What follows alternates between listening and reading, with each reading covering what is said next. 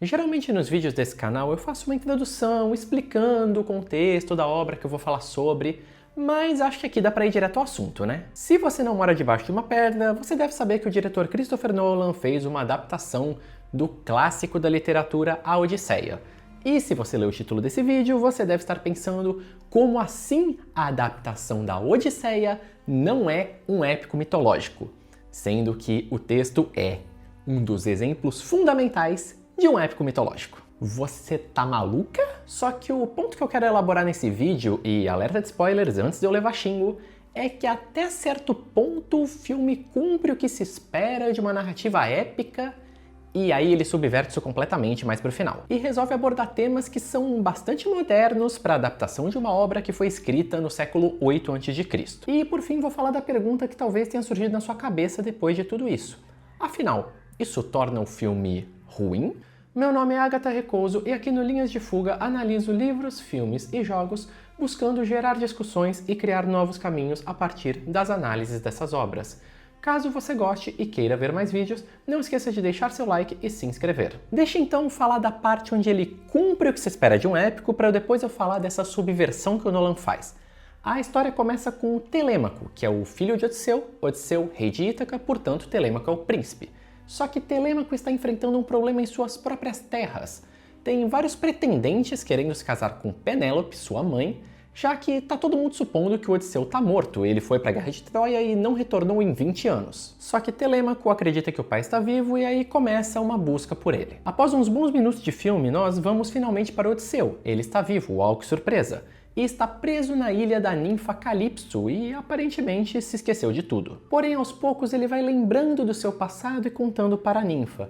E é aí que nós vemos as etapas da história e jornada de Odisseu. Desde a invasão de Troia, onde ele elaborou o lendário plano do cavalo, oferecido de presente para os troianos, mas estava todo mundo escondido dentro dele, enfim, a história que todo mundo já sabe, até as suas navegações de volta para sua terra natal. Ele vai contando como ele e a tripulação enfrentaram um ciclope, exército de gigantes, a bruxa Circe, o monstro Caríbdis, passaram pelas sereias, e de quebra eles ainda vão até o reino dos mortos. E, por fim, Odisseu lembra com pesar que toda a sua tripulação morreu ao longo do caminho e ele foi o único que restou. E até aí tudo bem. Até essa parte do filme nós estamos vendo as façanhas de um grande herói grego, enfrentando monstros e a vontade dos deuses, que eles acabam enfurecendo ao longo da trama com suas ações. É o que a gente espera de um épico, grandes heróis conseguindo realizar façanhas extraordinárias, muitas vezes com intervenções divinas, seja a favor ou contra eles. E até onde pesquisei, parece que ele ficou relativamente fiel ao texto original.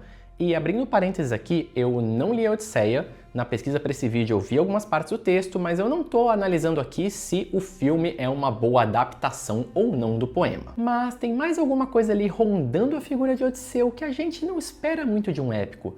Um pesar, uma culpa, uma tristeza, um certo lamento. Como Calipso fala para Odisseu, após ele descobrir que ele já estava há 7 anos naquela ilha, tinha algo impedindo ele de voltar para casa. Ele não queria retornar.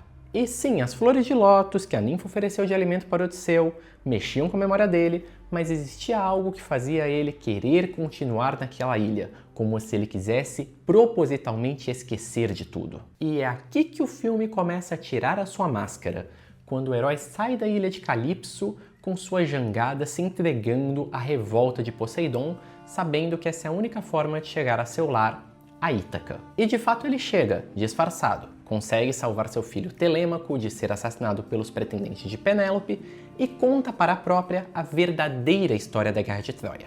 E é no diálogo dela com esse Odisseu, purificado pelas águas, eu vou falar disso mais pra frente, que o filme pega a máscara de épico e joga no chão com força. Descobrimos que Odisseu não vê o seu cavalo de Troia como um ato heróico, uma façanha, um símbolo da sua esperteza que sempre foi tão característica desse herói. Ele se sente culpado pela enganação que realizou, pelos civis que matou, por ter se aproveitado da hospitalidade dos troianos que aceitaram o cavalo como presente para cometer um massacre. Aqui Nolan mostra que na verdade a Odisseia é um filme sobre um homem tentando lidar com traumas de guerra. Ele cometeu o que seria equivalente a um crime de guerra naquele universo e agora está tentando primeiro escapar dessa dor e depois lidar com ela. A culpa que já rondava Odisseu ao longo da parte épica agora se manifesta com força total. Toda a culpa acumulada pelo que ele fez em Troia, por não ter conseguido proteger sua tripulação, por ter sacrificado Sinon fazendo entregar o cavalo sem dizer que aquilo era um truque. É isso que faz ele ficar 7 anos na ilha de Calypso e é isso que faz ele não querer voltar para casa. Diferente do poema, onde ele é um refém da ninfa e aí os deuses têm que mandar o Hermes e negociar para liberar o preso, aqui a prisão de Odisseu é sua própria mente. Ele está na ilha porque ele tem esses traumas que ele não consegue processar ainda. A prisão aqui não é divina ou mística, é psicológica. Culpa, o trauma, toda essa parte psicologizante do filme não é nada épica. As façanhas de Odisseu aqui não são motivo de orgulho, não são algo que você invoca a musa para cantar sobre, como é feito nas primeiras linhas do poema. Essas façanhas são motivo de vergonha, de culpa, pela dor que elas causaram aos outros e o herói precisa se redimir por elas. As ideias e a moral colocadas aqui ressoam muito mais com a psicologia, a psicanálise e com o cristianismo.